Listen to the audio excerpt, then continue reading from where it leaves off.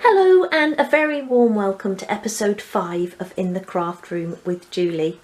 So it's Tuesday the 4th of June and you're joining me today as I start out on my first job of the day, which is to sort out my crochet box, and this is a long overdue job. But as I'm sort of doing more and more crochet work lately, it is getting into a bit of a mess.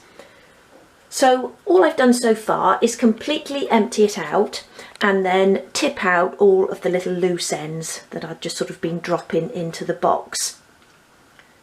And now I'm going to put it all back in, all nice and neat. But before I do, I just wanted to sort of give you a sort of overview of the box and a few little tips if you want to make one of your own. So I made this quite a few years ago, custom made it, with all of the slots that I knew I needed and that would really come in handy in the box. So for example, over in this corner, I've got a little square, and then I've got a separate little box which is like a sort of little bin, and I put all of my loose ends in there. And then I used to just get rid of those, but I actually keep them now and put them in a little bag, and I use those for stuffing along with wadding or beads for other projects. So that's a really handy thing to have. Now I've been asked to do a tutorial for the box, but obviously that would mean me having to make another one, and I don't need another one, so I thought I would just sort of give you a brief overview of how I made it. Now if you imagine how we make a doll's house drawer, so we have a base, we attach the sides, and then we attach a front and back to enclose that sort of central section. So that's the basic way of making it, and then you just need to put in your sections on the inside. And how I actually did those was cutting a piece of sheet wood shorter than the actual sides of the box. So as you can see there, it's about, I don't know, ½ an inch or 12mm shorter than the height of the inside of the box. And then to secure those in there, I just used some pieces of strip wood. So some sort of very crude joins there, but that's the easiest way to do it. And then you don't have to cut slots into the wood or anything like that. And you can basically build up the inside then to how you need it. Think of all the little slots that you would like. So if you want your hooks and scissors and everything separate, if you want to separate out your colours or your types of cottons, I have a sort of separate tray here for my current work, so the things I'm working on at the moment. So really have a think about what you need from your crochet box. So the other thing as well, I put some pieces of sheet wood then on the inside of our drawer, if you imagine it in that way, using 1.5mm sheet wood, and just put them on the inside. And the actual box itself is made from 2.5 sheet wood, so something a little bit more sturdy. But these bits I put on the inside was to then create that slot for the lid. So the lid will then slot over the top of that. Lid is made in exactly the same way. I'll just bring that in as well to show you. So again, just your base, sides, and then your front and back, as we would with a drawer. And then I've lined it all with some doll's house paper that I had sort of extra sheets of. But you can do what you like in there as well. And I think a sort of decoupage might even be nice in there. Perhaps you could put some pictures of your projects or things like that, or just some really nice family photos that you like looking at. So you'll see those every time you sort of open your crochet box. But what I would say with this lining, because I used the 1.5mm sheet wood, 1/16 of an inch, it's a little bit too flimsy. So if I did ever remake the box, I would use a thicker wood for this. Don't really know what it's called, but you know, the stop then for the lid, I suppose. Because what I've had to do this morning as well is just make some little repairs.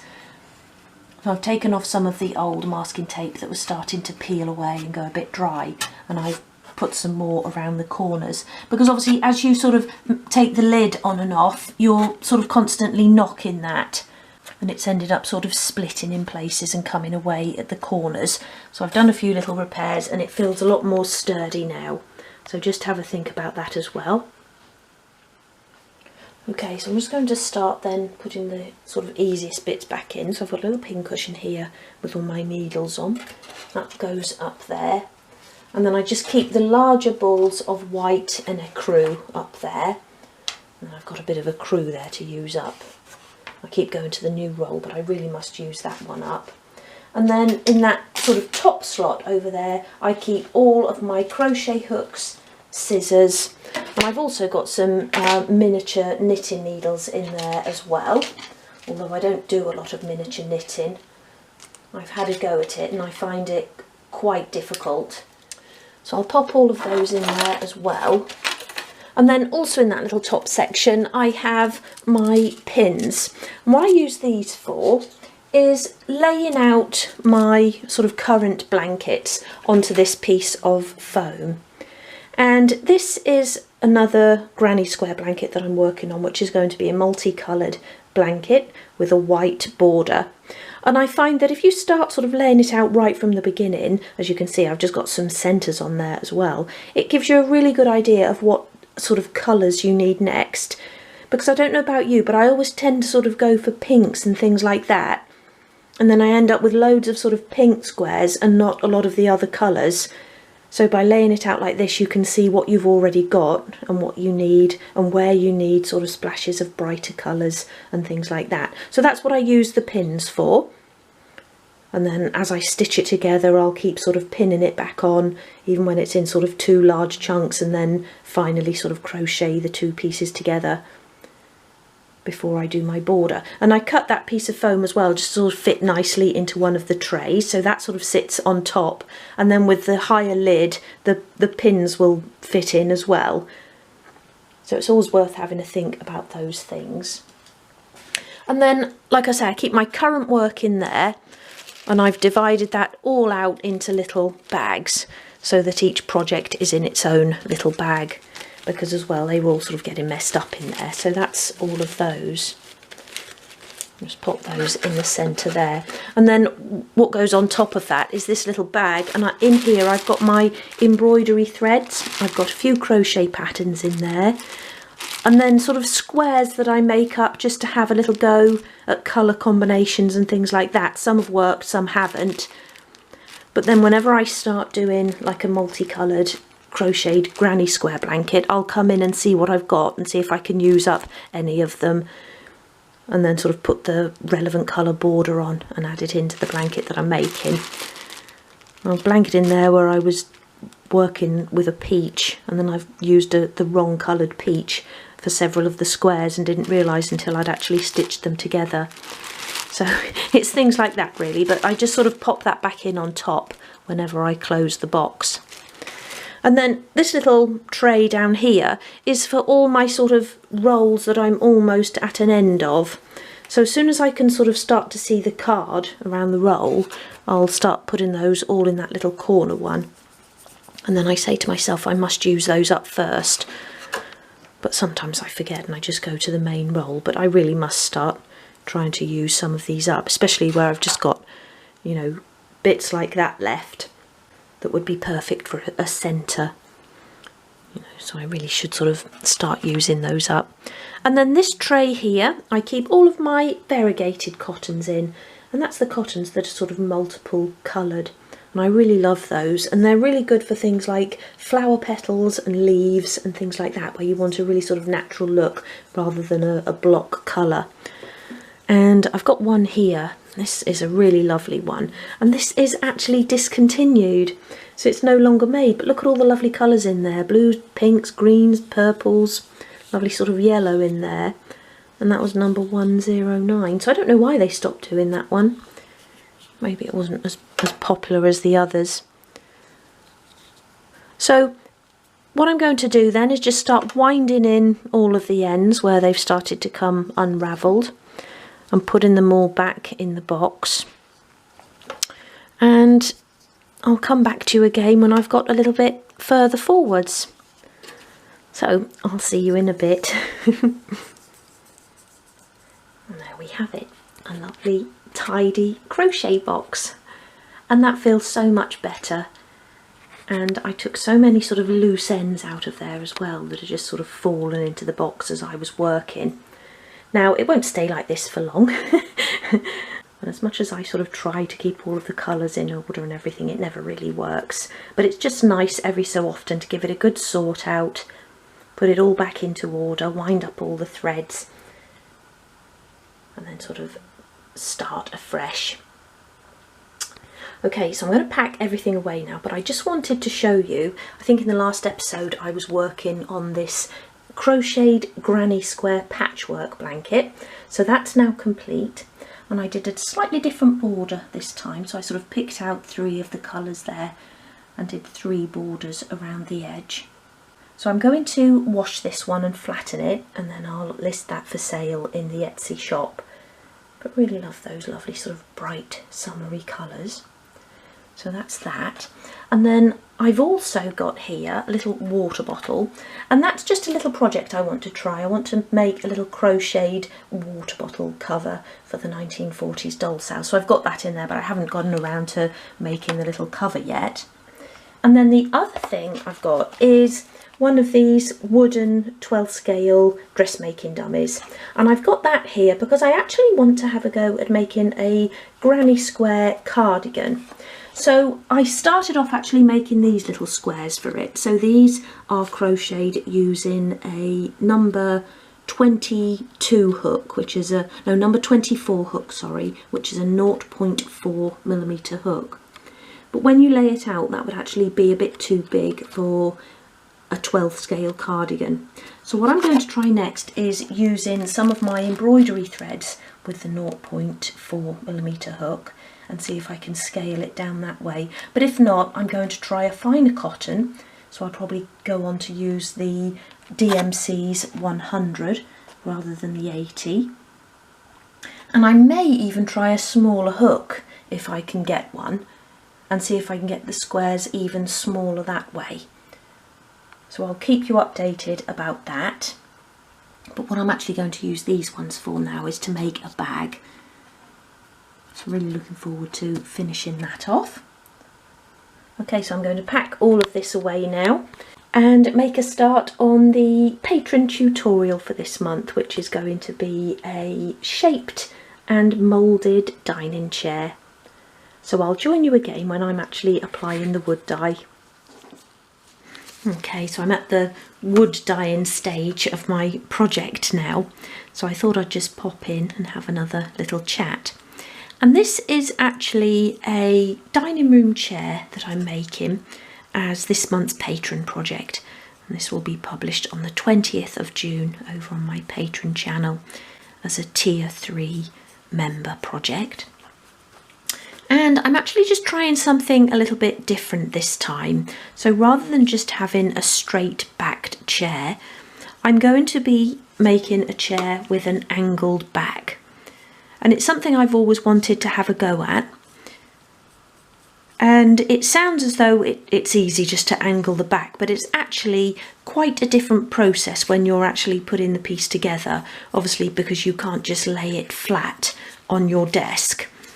So you need to sort of have a bit of a jig to prop it up on, so that you're not just going to, you know, knock the back piece off as you're working on it.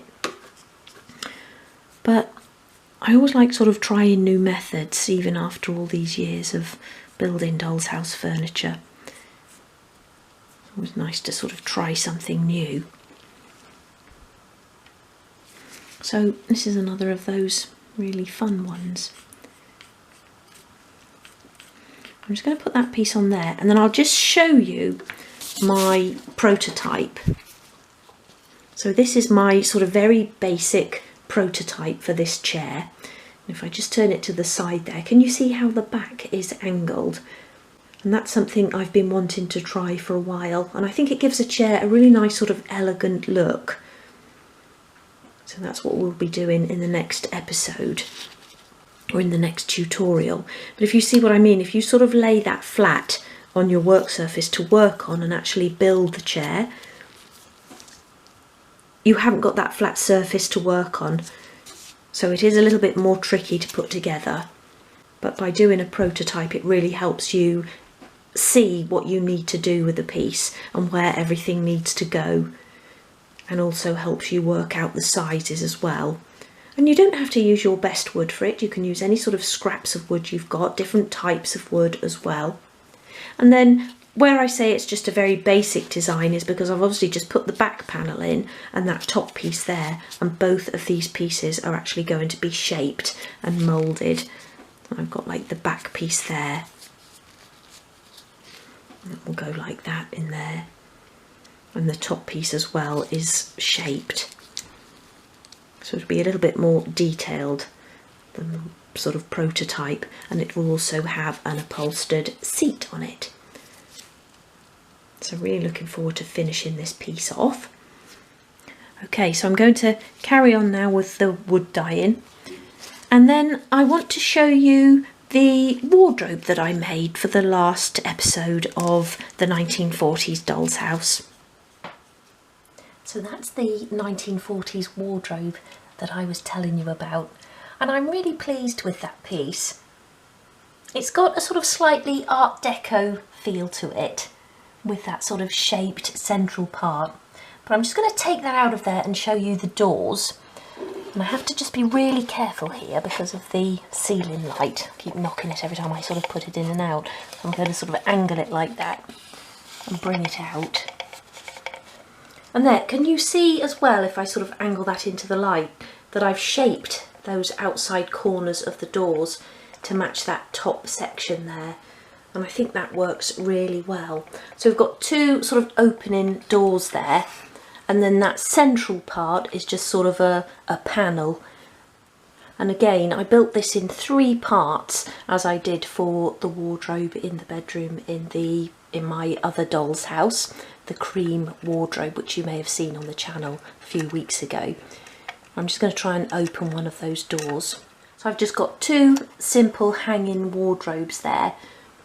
But in the tutorial I actually suggest putting shelves in one side if you wanted to, so you could have some things folded in there as well. And then what we'll be doing in the next episode is actually dressing the bedroom. So I want to make a little electric fire to stand in the fireplace there, but we'll be doing pictures and ornaments and toiletries for the dressing table. And I've got those lovely stockings that I got from Aztec, which I'll hang maybe over the end of the bed or over the chair, which I'm going to have in the corner here. And I'm actually going to try and make a sort of little wicker style chair to go in here. So really looking forward to the next episode, which will be episode 25. So if you do join today, you can go and watch all of those episodes. And again, I share a 1940s Doll's House episode on the 10th of every month.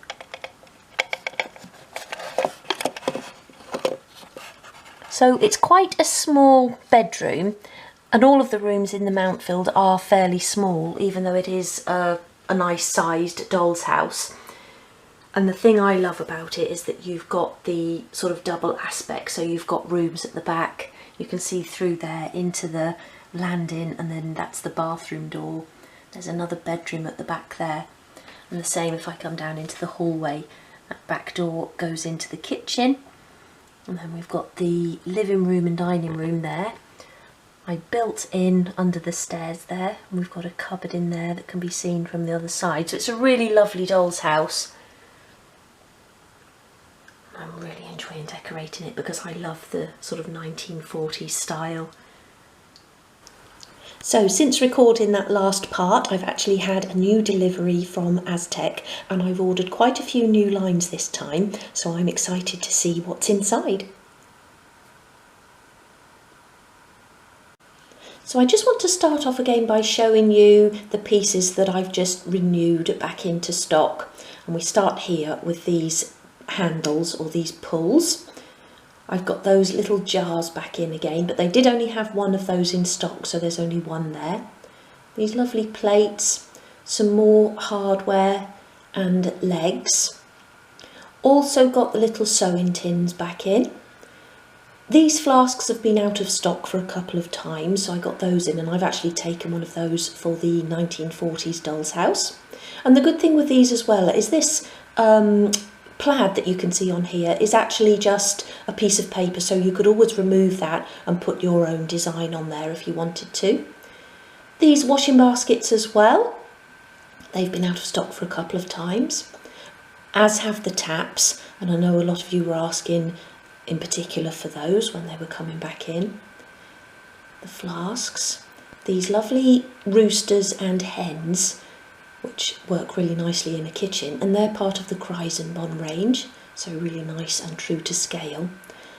The good old thermometers back in stock, those lovely large jugs there, and the smaller ones as well. More hardware, those little bowls again. The Crochet sets, which are always really popular, I've got one of those in my collection as well. I got the sewing machine kits again, and I've got one of those that I'm going to make for the 1940s doll's house little sewing room that we've got in there. And then these, which have been out of stock for ages, and every time I go to order I try for them, and luckily this time they were there. And I've actually taken a few of those for myself as well, because for the next book, book 6, I'm going to be doing a Pottery Barn Friends Apothecary coffee table, and I'll be using those for the drawers, and I think I'm going to have 9 drawers on it, so I've taken a few packs of those, but they're really lovely. What I'll do now is show you photographs of all the new lines that have come into stock. Okay, so started off with this lovely casserole pot with a removable lid.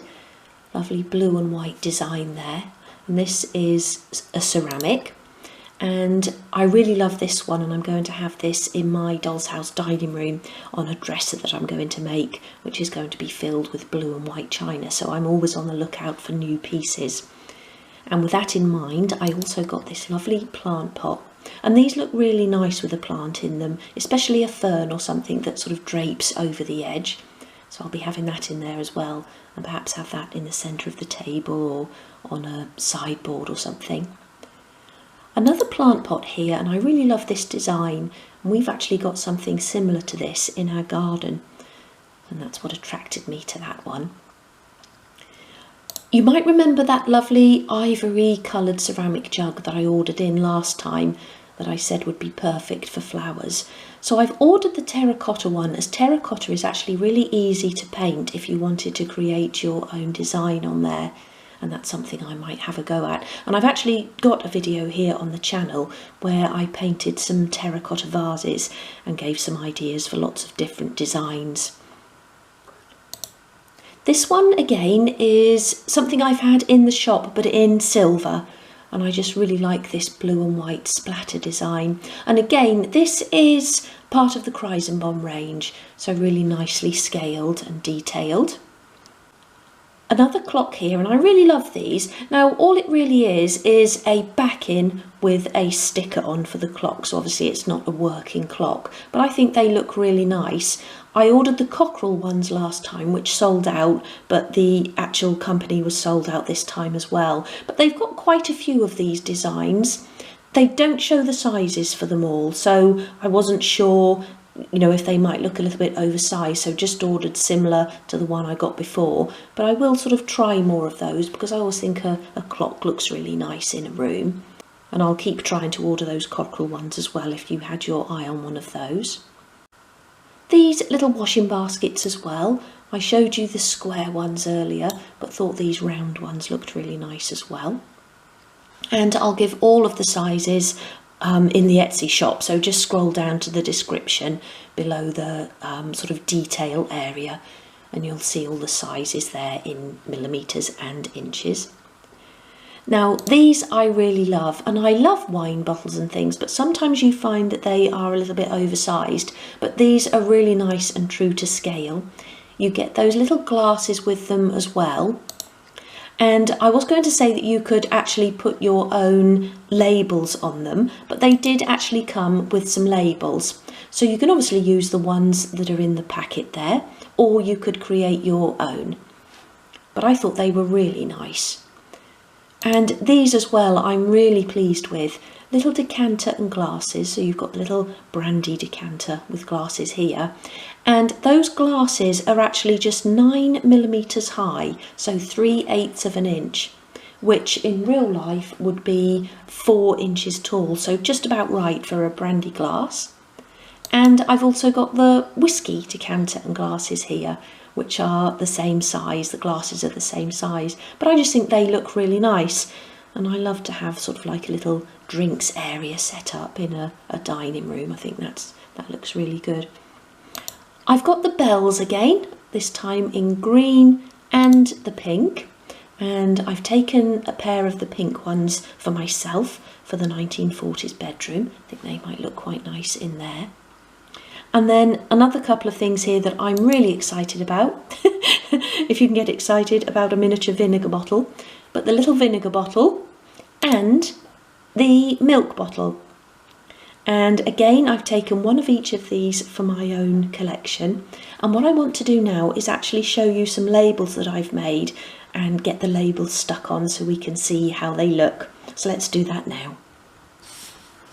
Okay, so what I've done here then is remove the labels from a milk carton and a vinegar bottle, scanned them in and then downscaled them. And I always like to do more than one just in case anything goes wrong. And I won't go into great detail in this video of how to downsize your labels, but I have done another video called Tins, Packets and Jars, and I go into quite a bit of detail there on how to downsize your labels and make packets and everything. It's a really nice video actually, a long one as well, so if you wanted to have a look at that, I'll try to remember to link to it at the end. So what I want to do now is actually stick these into place. And what I've actually started doing, and which I didn't do in that other video that I just spoke about, is add just clear sellotape to the labels. And it just gives them that sheen and also makes them a little bit stronger.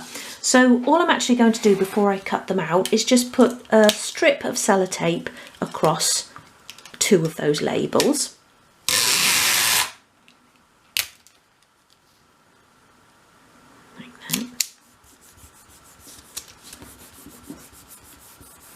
And then simply cut them out and stick them into place.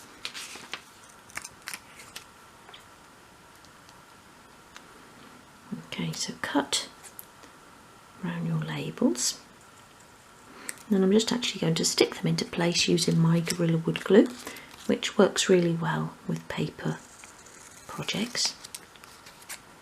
But this is a really good way of customising your miniatures. So any of those wine bottles, I've got some washing up liquid bottles in there as well, which I'm sure you've all seen. You've probably even got a couple of those. I know they always sell out really quickly. Okay, so let's start with the vinegar bottle then. When they're this small, what you actually need to make sure of is that you're gluing them on the right way around. Yep, so that's the top there. So I'm just going to pop that, just trying to ignore the sort of line there, the join in the plastic. I'm going to pop that at the front there.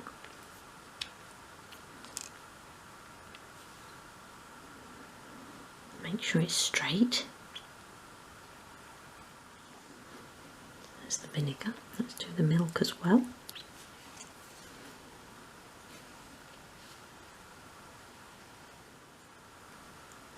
Just making sure I've got an even amount around each side.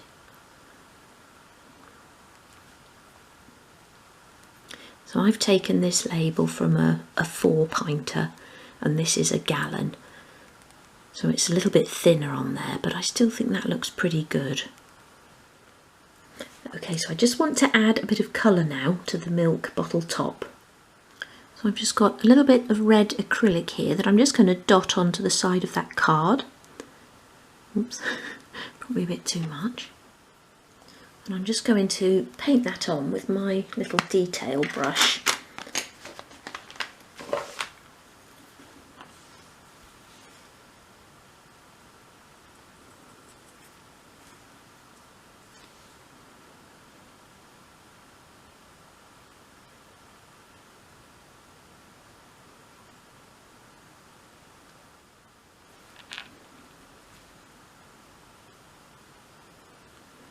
bit on top there.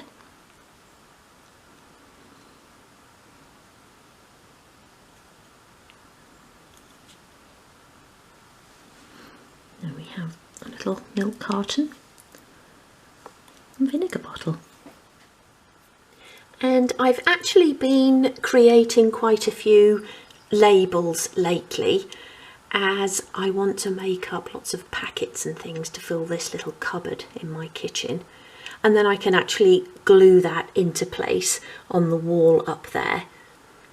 Whenever I take pictures of the kitchen, I sort of use a bit of masking tape on the back and just put it temporarily into place, but I'd really like to get that filled so I can actually glue that into place, and then really concentrate on getting the rest of the kitchen finished off. So I need to dress this little unit here and the mantelpiece as well. Get some other sort of pictures and bits and pieces in there. But really pleased with those new items. I think that milk carton looks really good. I'll have the vinegar bottle in the little cupboard here. So that will be the next episode of my Doll's House Diary, just getting that little cupboard filled. But do go and have a look at that video, that tins, packets and jars in the meantime. But for today, that's it. I hope you've enjoyed this latest update, and I'll see you again soon. So until then, take care. Bye.